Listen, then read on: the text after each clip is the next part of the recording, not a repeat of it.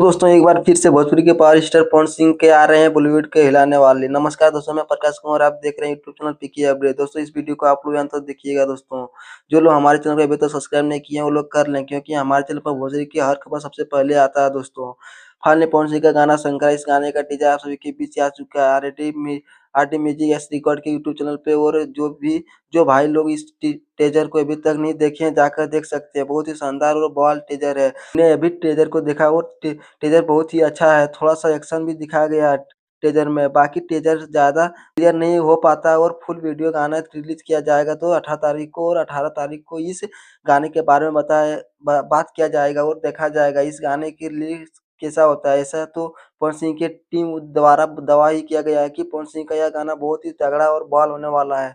Long समय तक यह गाना बजने वाला है। दोस्तों इस गाने के अपने मधुर आवाज में गाए हैं भोजपुरी के पवन स्टार पवन सिंह। आप लोग डिस्क्रिप्शन में भी जाकर देख सकते हैं। सिंगर पवन सिंह का नाम दिया हुआ है। और पवन सिंह का यह गाना प्रॉपर हिंदी गाना होने वाला है। दोस्तों इस गाने की कोरियोग्राफर गणेश आर्चे जी की गणेश आर्चे ने बहुत लोगों का नचाया है, जैसे शाहरुख खान, आमिर खान, अल्लू अर्जुन, अमिताभ बच्चन पहली बार भोजपुरी के पावर स्टार पवन सिंह के नचाया है और अपने डायरेक्शन में।